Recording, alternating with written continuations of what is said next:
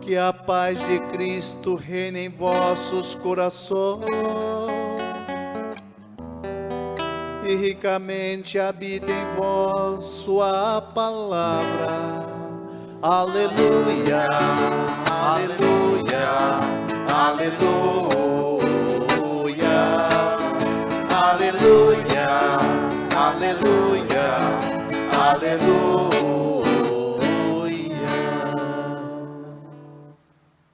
O Senhor esteja convosco. Ele está no meio de nós. Proclamação do Evangelho de Jesus Cristo, segundo Lucas. Glória a vós, Senhor. Os pais de Jesus iam todos os anos a Jerusalém para a festa da Páscoa. Quando ele completou 12 anos, subiram para a festa como de costume. Passados os dias da Páscoa, começaram a viagem de volta.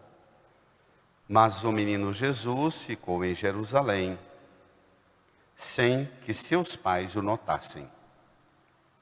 Pensando que ele estivesse na caravana, caminharam um dia inteiro. Depois, começaram a procurá-lo entre os parentes e conhecidos. Não o tendo encontrado, voltaram para Jerusalém à sua procura. 3 dias depois, o encontraram no templo. Estava sentado no meio dos mestres, escutando e fazendo perguntas. Todos os que ouviam o menino estavam maravilhados com sua inteligência e suas respostas. Ao vê-lo, seus pais ficaram muito admirados e sua mãe lhe disse: Meu filho, por que agiste assim conosco? Olha que teu pai e eu estávamos angustiados à tua procura. Jesus respondeu: Por que me procuráveis? Não sabeis que devo estar na casa de meu pai? Eles, porém, não compreenderam as palavras que lhes dissera.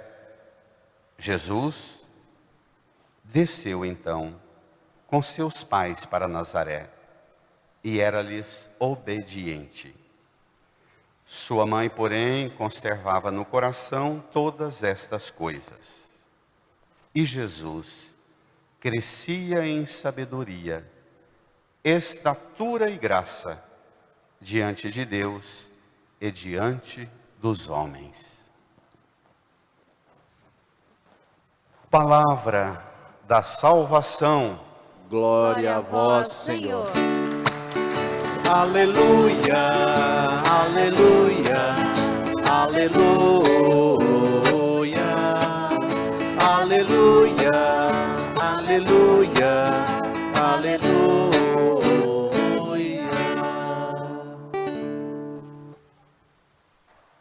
Nos recolhamos a um tempo de profundo silêncio e no íntimo do nosso coração rezemos, pedindo ao Espírito Santo o auxílio necessário para que compreendamos esta palavra e voltemos para casa para retomar os cuidados com a nossa família segundo o plano de Deus. Rezemos.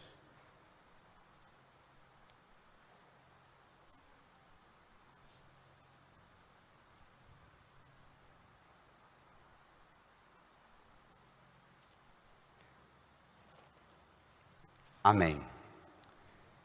Irmãs e irmãos, da noite de Natal até a festa dos Magos da Epifania, a cada domingo a gente celebra o mesmo mistério do Natal e em cada uma dessas celebrações nós contemplamos e celebramos um aspecto desse mistério. Da gruta em Belém, do Verbo que se fez carne, Hoje nós olhamos o fato da entrada de Deus no mundo a partir da realidade da família. No processo de desmantelamento dos valores da sociedade, nenhuma realidade tem sido mais bombardeada, ferida e machucada pelas ideologias do que a família. Nenhuma. Especialmente por causa de dois extremos. O extremo mais liberal, no negativo sentido, mais mundano, mais hedonista e até mais engajado, de tendência mais de esquerda, diz: não, família é qualquer amontoado humano, qualquer forma de relação, Deus aprova, Deus ama, tendo amor basta. Sem critério nenhum. Que é uma visão limitada, que estreita o horizonte da compreensão do que é a família. Por outro lado, estreita o horizonte a visão mais tradicionalista, moralista, que fala: não, o único critério é o homem e a mulher juntos, mais nada. Não importa que qualidade de relação tem lá dentro, de respeito, de amor, de dignidade. É só uma plataforma de imagem, homem e mulher. As duas correntes ideológicas mais estreitam a nossa visão do que ampliam. Só a fé e só a visão da teologia pode dar-nos a compreensão do que somos e do que Deus espera que sejamos no plano dele, a família. O trem ficou tão grave, tão delicado, que falar desse tema e pregar esse tema se tornou um assombro para os pregadores. Eu tenho amigos, pastores evangélicos, entre nós padres, constantemente a gente diz das afrontas que a gente recebe por tratar desse tema na pregação. Aí a gente começa a ficar intimidado, com medo de falar e ofender. O problema é que nós precisamos pedir a Deus a graça de sermos desafetados do engessamento das ideologias. E facilmente nós pregadores também somos manipulados e manipuladores ideológicos na pregação. Não pregamos conforme Deus, mas conforme nossas ideologias. E empobrecemos a visão. Que Deus abra agora nosso coração para a gente voltar o olhar para a família a partir de uma expressão que não tem a menor chance de errar: a Sagrada Família de Nazaré. Vamos lá?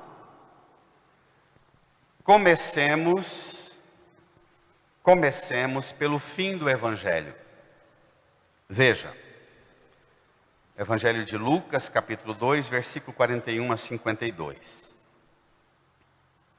O último versículo é tão importante a conclusão do Evangelho, que eu vou começar pela conclusão, para que depois a gente volte ao começo já sabendo que amarração de argumento tem. Diz assim, versículos 51 e 52, vamos lá? Jesus desceu então com seus pais para Nazaré e era-lhes obediente. Sua mãe, porém, conservava no coração todas estas coisas. Firma? E Jesus crescia em sabedoria, estatura e graça diante de Deus e diante dos homens. Pronto. A Sagrada Família de Nazaré é um ambiente onde Jesus cresce em todas as dimensões. Sabedoria, desenvolve lá em Nazaré as suas habilidades cognitivas, suas potencialidades todas para as quais a vocação e a missão dele exigiria depois. Cresce na dimensão da inteligência, em estatura, cresce e se desenvolve fisicamente, com saúde, com bons modos de cuidar de si, na alimentação, na atividade física, num tipo de modo de organizar a vida saudável. Isso é crescer em estatura.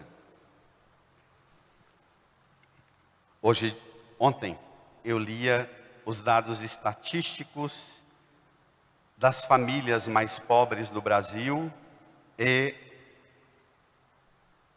nos últimos, sobretudo nos 2 anos da pandemia, o que desencadeou nas famílias um processo violento de precariedade na forma de se alimentar.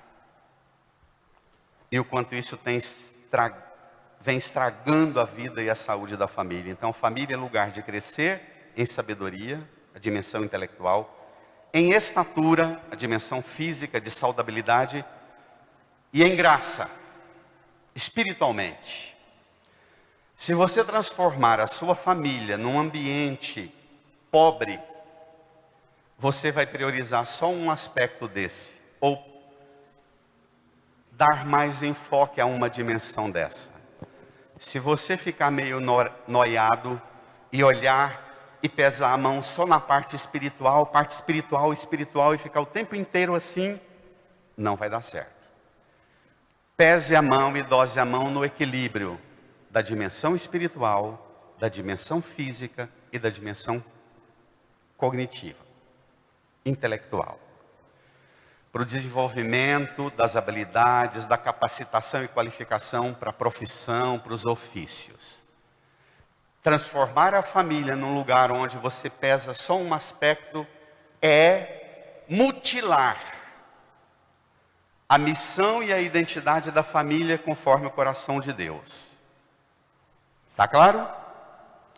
Agora, como é que alguém pode crescer em sabedoria, estatura e graça numa sociedade tão frágil como a nossa? Volta comigo 2 palavras mágicas. Ao versículo 51. Jesus desceu então com seus pais para Nazaré e era-lhes obediente. Uma família só é ambiente para crescer nas dimensões todas, sabedoria, estatura e graça, se tiver um ambiente onde a gente desce e obedece. Tira esses 2 elementos do descer e do obedecer, não haverá. Pode ter os bens quais forem, as rezas que forem, os santos e os poderes espirituais quais forem, mas se não houver um descer e um obedecer, não haverá um desenvolvimento integral. A pessoa, as crianças, os adolescentes e os jovens não se desenvolverão integralmente na identidade de homem e mulher criado à imagem e semelhança de Deus. De novo, como a ideologia entrou em nossas casas, as nossas casas se tornaram ambiente de debate, de embate exaustivo. Quem é você para mandar aqui? E a gente precisaria recolocar lá dentro da nossa casa a autoridade de Deus, que a gente não teria nenhum medo de dizer e rezar juntos, de mãos dadas. Venha a nós o vosso reino e seja feita a vossa vontade. Pronto. Quem é você para dizer que sou eu não, benzinho? É o Pai eterno que está pedindo a gente para descer e obedecer. E descer e obedecer, não existe a menor possibilidade de experimentar o descer e o obedecer. Lembra do lava-pés? Jesus que desce, não é? Tira sua veste, se humilha, se rebaixa. Descer e obedecer supõe exercício permanente de humildade, às vezes de humilhação também, minha gente. Fazer coisas que eu não gosto, que você não gosta. supõe não fazer o que gosto, mas fazer o que transforma esse ambiente num ambiente onde todos cresçam em sabedoria, estatura e graça. Florem em sabedoria, estatura e graça. Frutificam em sabedoria, estatura e graça. Olha, 5 palavras mágicas: descer, obedecer, crescer em sabedoria, crescer em estatura, crescer em graça. Como garantir isto? A palavra vai responder. Vamos lá? Agora a gente vai ao começo do texto. Vamos lá.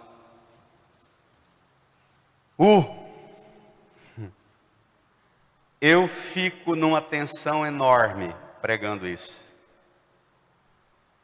Porque a gente é desafiado a ter coragem de trabalhar algumas expressões que se tornaram muito mal-vindas para os ouvidos do mundo de hoje, também nós padres.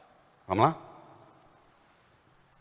E pelo amor de Deus, não considerem coisa pessoal do pregador o que vem agora. Nós vamos pegar pesado,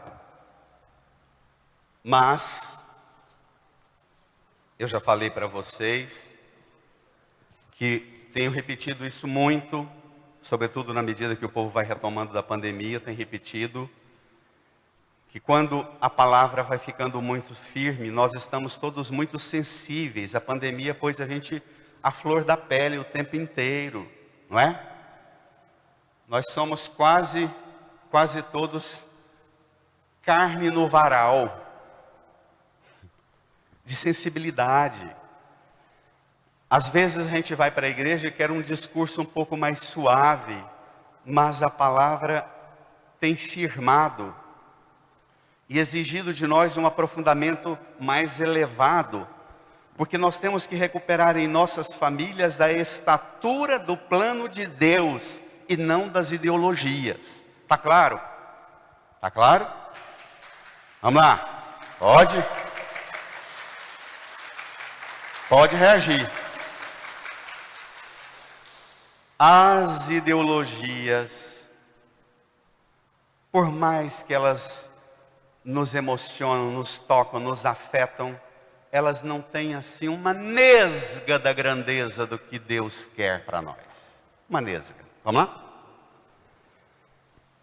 Bom, da noite de Natal e de ontem Jesus nascendo, nós já estamos com Jesus 12 anos depois. Os pais de Jesus, leiam, iam todos os anos a Jerusalém para a festa da Páscoa. Espere lá. Os pais de Jesus iam todos os anos.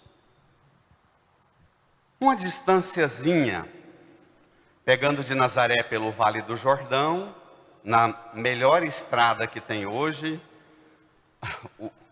As estradas em Israel são o trem mais impressionante do mundo, parece que você está flutuando. Tecnologia que a gente não vê em lugar nenhum no mundo. Mas no mais perfeito caminho pelo Vale do Jordão, 167 quilômetros de distância. Que é o caminho que seguramente José e Maria percorriam por causa uma viagem longa com família, fim de colheita, iam para a festa da Páscoa para levar os frutos das colheitas para a oferta no templo e iam para passar seguramente 2 semanas, uma de preparação e a outra para a celebração da semana que nós chamamos de Semana Santa, a semana da Páscoa. Os pais de Jesus iam todos os anos a pé, 170 quilômetros beirando. Mas não iam para Jerusalém para qualquer coisa, para o shopping, para comprar, para fazer um acampamento e descansar. Iam para a festa da Páscoa, para recuperar a sua família como um ambiente de descer e de obedecer, de crescer em sabedoria, estatura e graça. Recoloque no centro da vida espiritual da sua família o centro da fé cristã, a Páscoa. Fique numa religião de devoções e tire a centralidade do mistério de Cristo, que você sofrerá consequências enormes.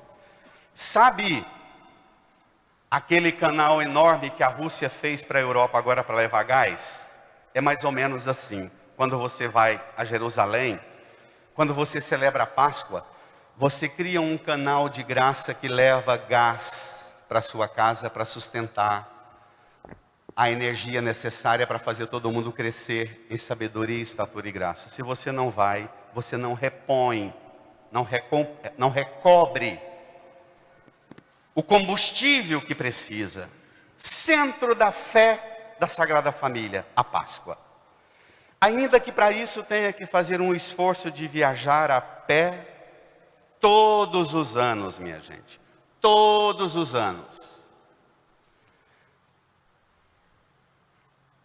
Esses dias, com muita emoção, eu conversava com um amigo querido ali acerca da Páscoa, do hino da Páscoa, não é? Que ainda não te entreguei, mas está chegando. Jovenir. Acerca do hino que se canta na noite da vigília pascal.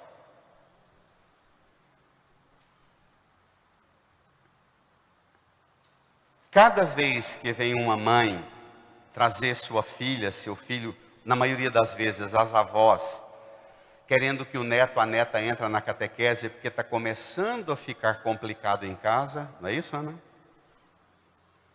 São pouquíssimos os que trazem os meninos e meninas para a catequese, para que eles cresçam na graça, mas trazem para salvar, porque já está começando a ficar encardido, não é? A coordenadora da catequese está aqui para me ajudar. Eu pergunto a elas, que idade tem sua neta, seu neto? 9 anos, 10 anos, 11 anos, 14, 16. E eu pergunto assim, onde vocês passaram a Páscoa esse ano? Como assim? Qual o problema? Onde vocês passaram a Páscoa o ano passado? E aí eu indico esse texto. Falo, vó, mãe, pai, se o ritmo da família não é regido pelo ritmo de Deus, e é pelo ritmo dos apelos humanos, não tem família que vinga. Trazer uma menina, um menino, já na rebeldia da adolescência, para a catequese, e ele passa aqui, como eu vi a catequista, foi com os meninos para ali, não tinha sala e vinha para cá. Quando chegou diante da cruz, 2 meninas olharam para a cruz e fizeram assim, passaram com horror da cruz. No começo da catequese. Não existe isso? Essa menina, esse menino, pode ficar 20 anos buzinado pela catequista que não vai aprender nada. Se o pai e a mãe não zelou desde o começo, desde o primeiro ano e todos os anos, para celebrar o mistério, a catequese não suplanta. Não suplanta. E o fracasso é dos pais, mas é também da igreja e de nós padres. Vamos ver como enfrentar isso. Iam todos os anos. Versículo 42. Quando ele completou 12 anos, subiram para a festa como de costume. Espere lá, leia pausadamente. Subiram para a festa, vírgula. Como de costume. Ah, tá. É uma família que tem costume espiritual. Costume religioso. Entendeu? É Amélia. Amélia. Uma das melhores cantoras de salmo. Que bom. Amiga querida de uma das paróquias que eu já trabalhei com a filha. Bem-vindos. E o esposo, né? E a sogra.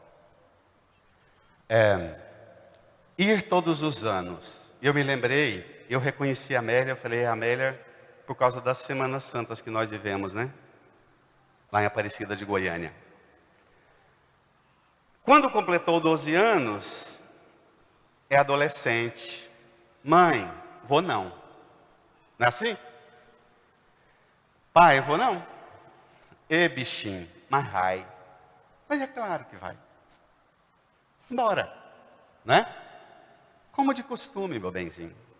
Tem chance. Não há espaço para um querer de ruptura com papai e mamãe, porque a menina ou o menino com 12 anos já criou um vínculo intrauterino. Foi? Com 8 dias ele já estava sendo apresentado no templo, com 40 dias apresentado no templo, não é? Pronto. Como de costume, sua família tem perdido a graça de Deus de ser um lugar onde vocês cresçam em sabedoria, estatura e graça. Recupere a Páscoa, recupere o costume da fé. Bora lá. 43. Passados os dias da Páscoa, começaram a viagem de volta. Leia. Mas o menino Jesus ficou em Jerusalém, sem que seus pais o notassem. Espere lá agora, preste atenção na característica da fé desse menino. Leia. Pensando que ele estivesse na caravana, caminharam um dia inteiro. Depois, começaram a procurá-lo entre os parentes e conhecidos. A fé da Sagrada Família, a fé no ambiente onde Jesus foi educado, é uma fé de caravana.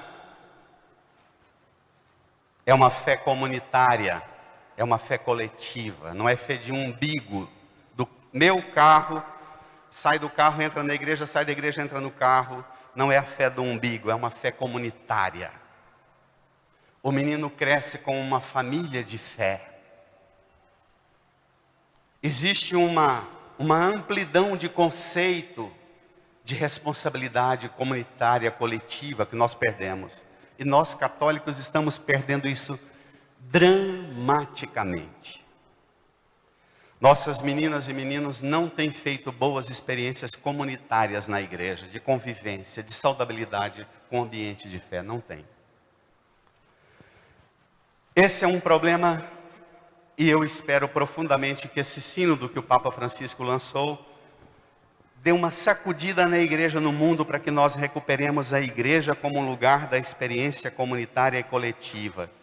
Que menina e menino não é um fardo para o pai e a mãe carregarem sozinhos.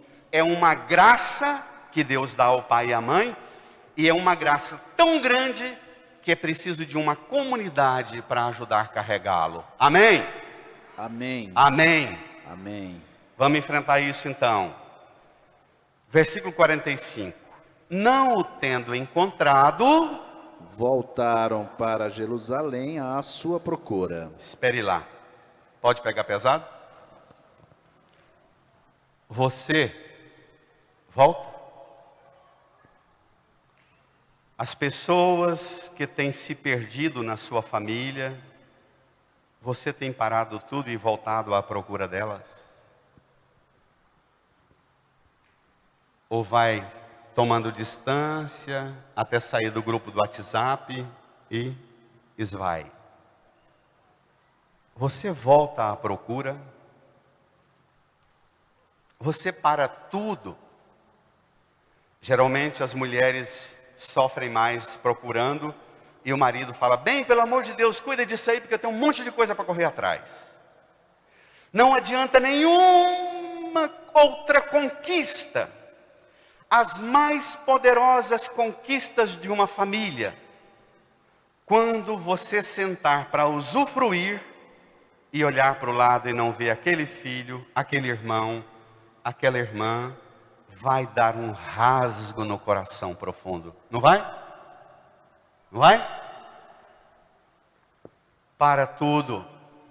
A Sagrada Família só era um ambiente para crescer inteiro, um crescimento integral, sabedoria, estatura e graça, Porque é uma família que para a caravana, para a viagem, muda os planos. Você muda os planos da família ou é a família que tem que mudar o plano por causa de você?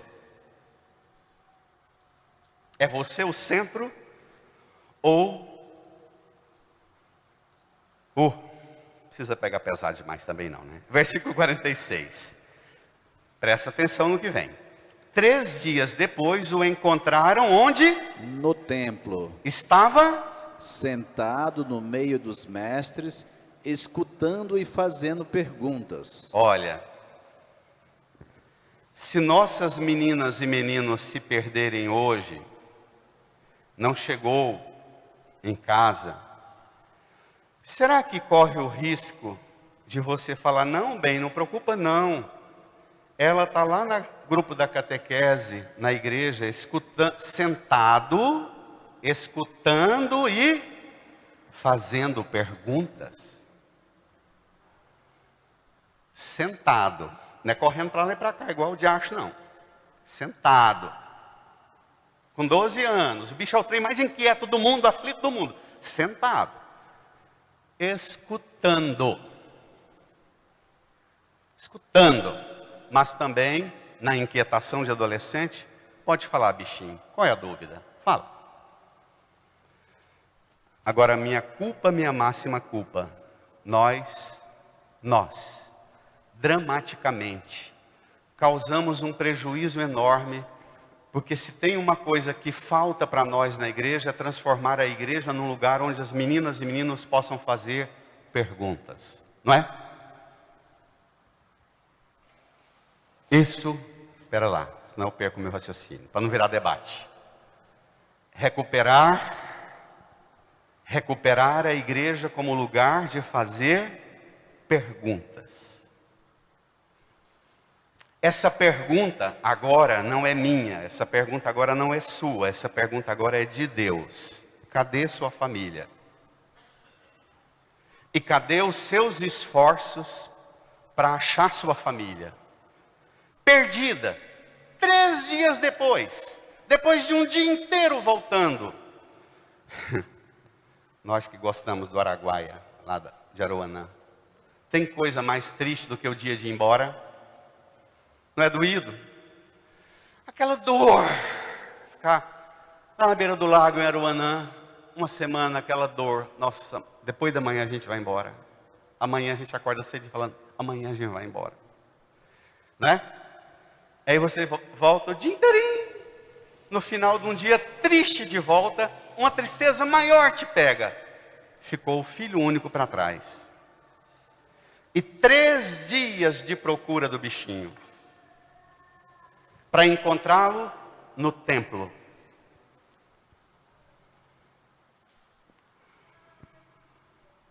Escutando e fazendo perguntas. Versículo 47.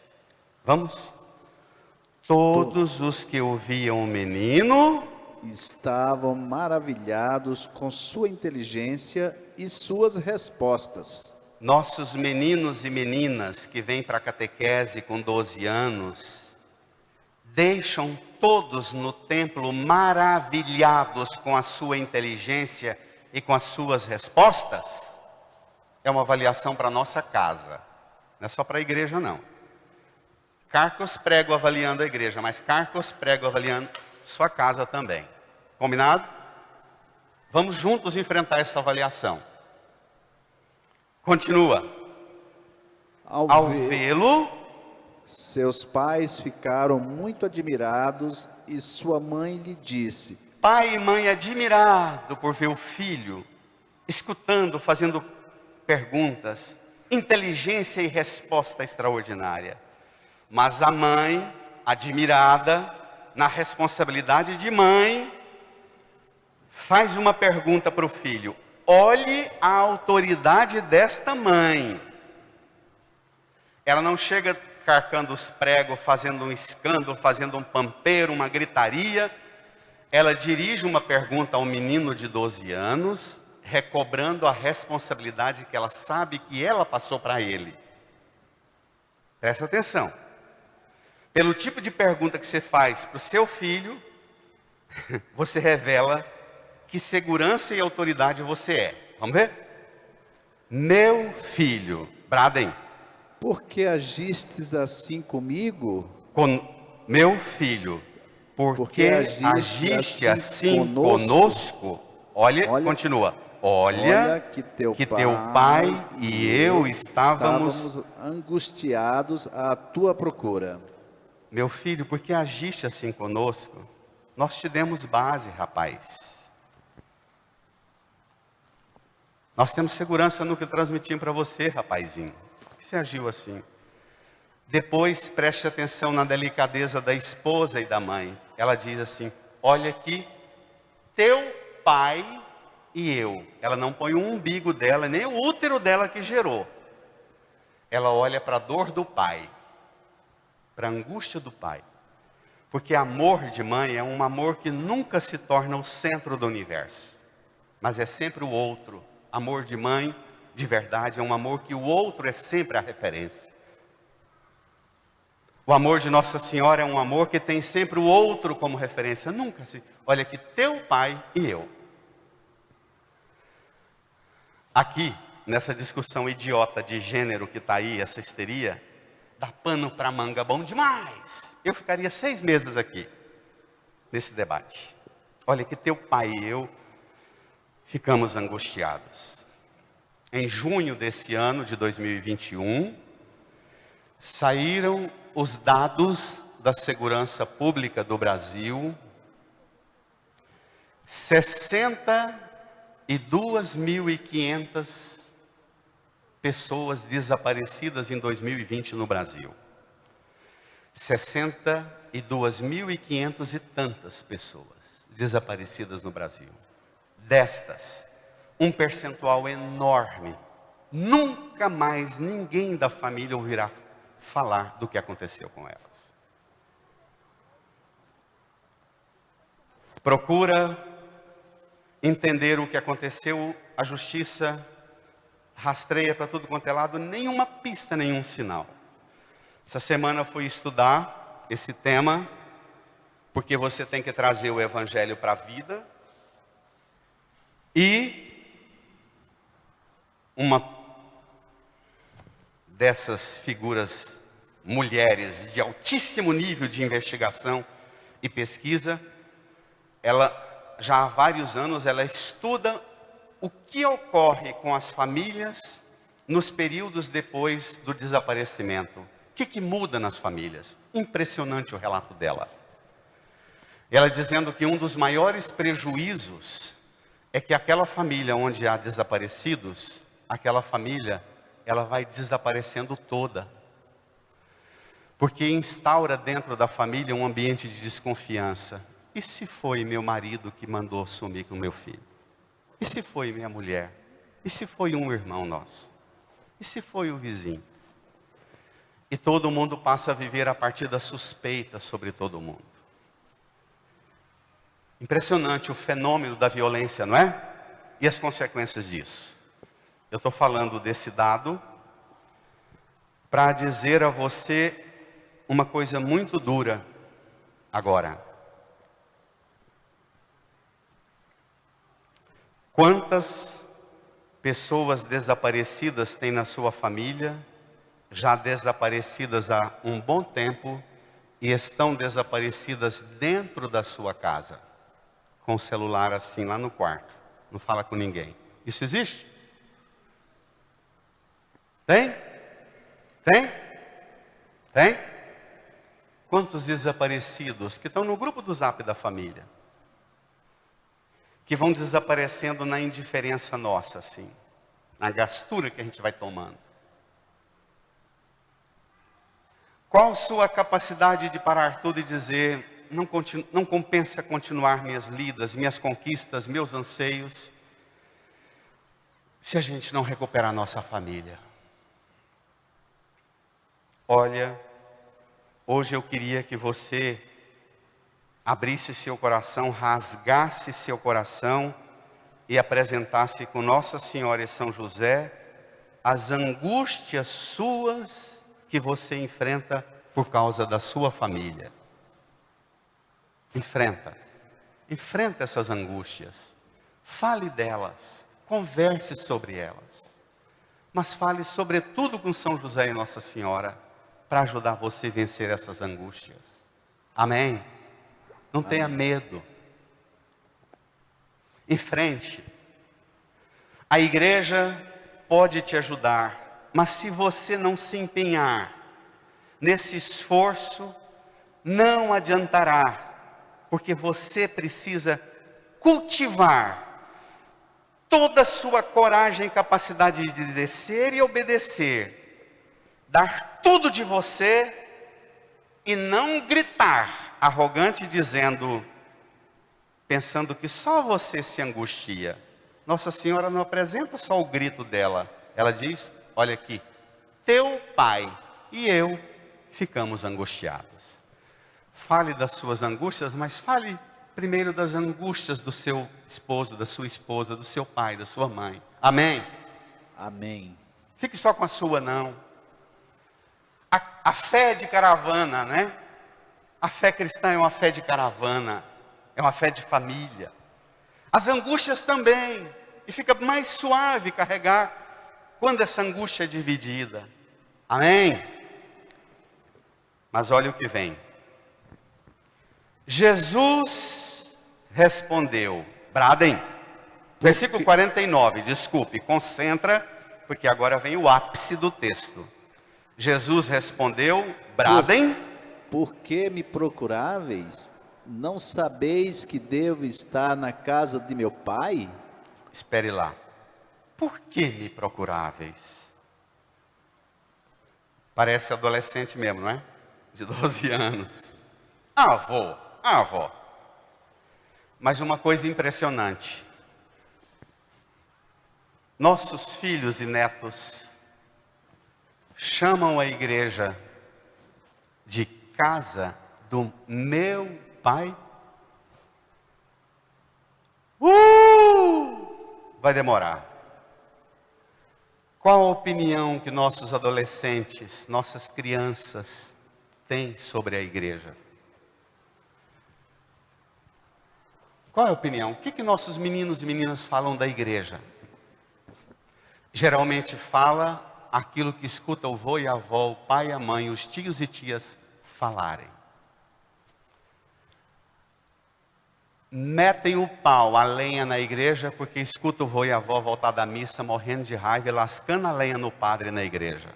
Calor demais, chato demais, som ruim, música enjoada, padre fala demais. E aí o menino e a menina, qual a opinião que ele tem da igreja? A casa dos aborrecidos, a casa dos amargurados, a casa da tortura da liberdade do adolescente. E olha, que recuperar a igreja para você e para os seus descendentes, filhos e netos, significa ter coragem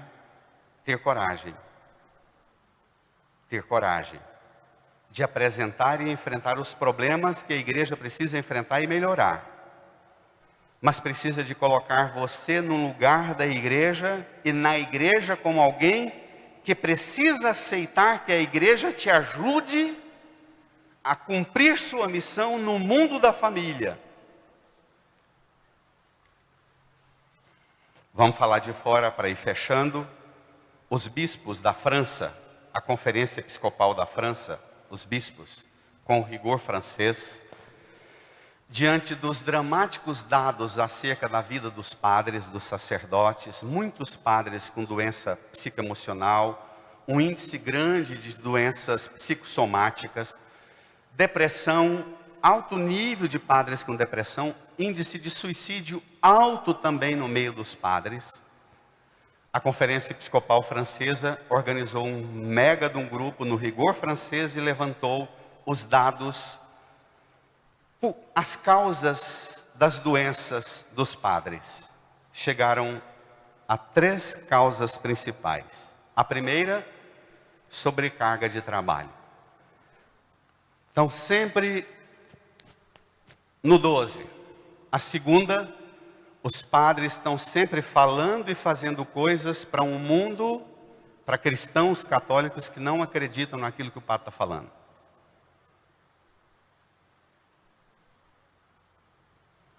Então, uma sensação, isso se dá quando os pais vêm querer batizar os filhos, a gente fala, mas olha, pai e mãe, a situação de vocês e dos padrinhos, eles não têm condições de serem padrinhos, nem católicos são, e o pau quebra ali na secretaria. É evangélico, o padrinho que a minha filha escolheu para o meu neto, mas qual o problema? É espírita, mas qual o problema? É gente boa. Primeira causa, sobrecarga. Segunda, os padres trabalham com um produto e com uma pregação para um povo que não acredita naquilo que a igreja prega. Terceiro, por causa desses dois, os padres vão esfriando sua vida espiritual e se tornam um com todo mundo na grande enxurrada da vida. E aí, o que a gente tem, a igreja deixa de ser casa do meu pai, primeiro para o padre, depois para as famílias também.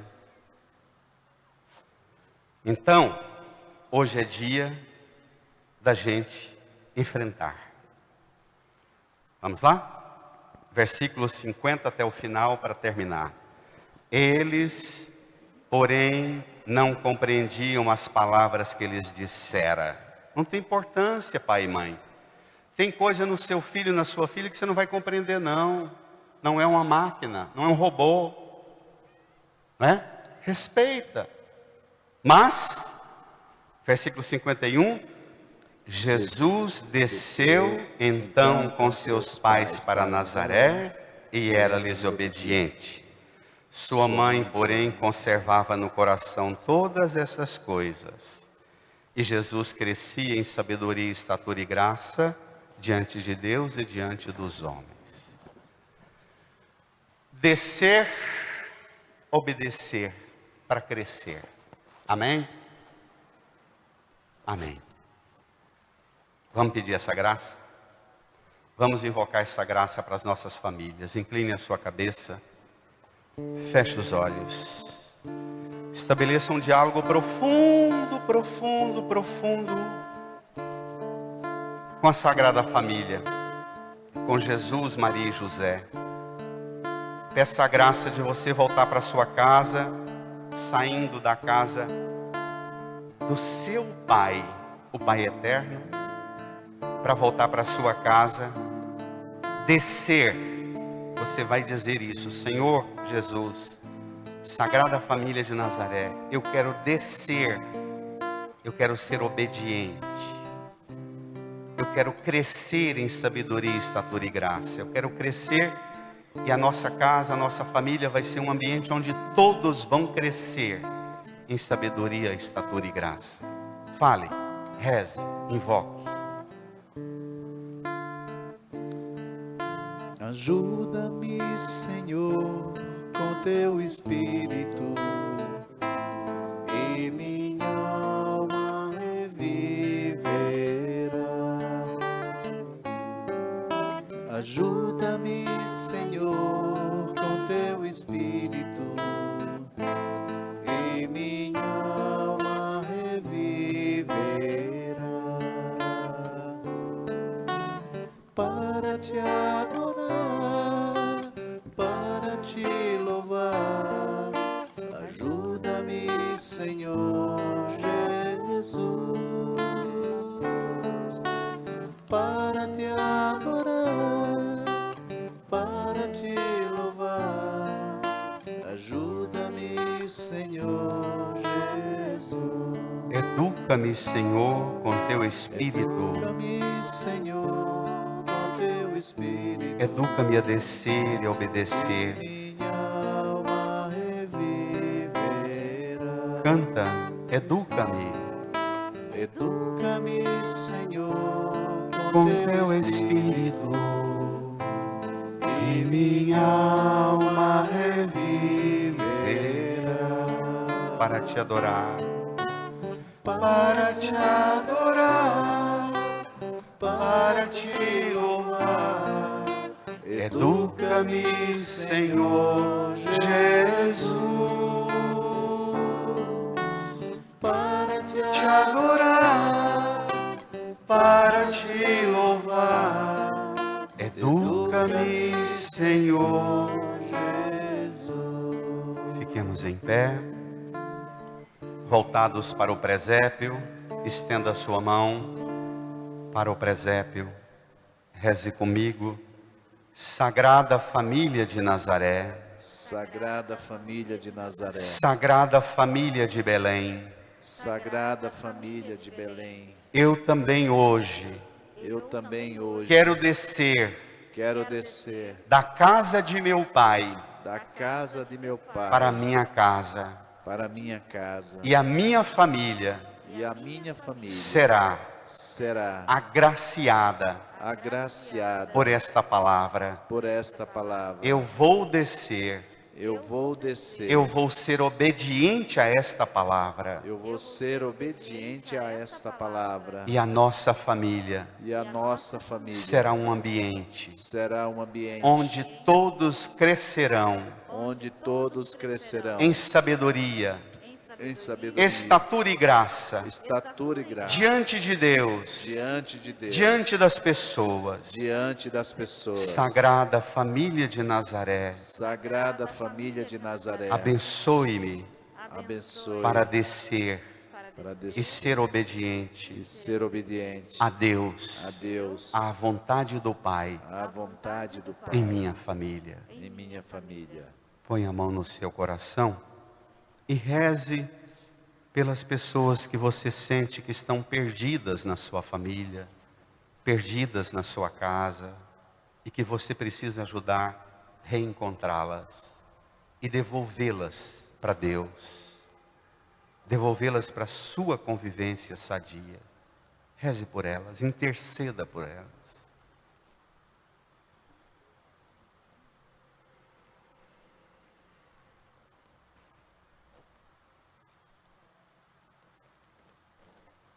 Amém.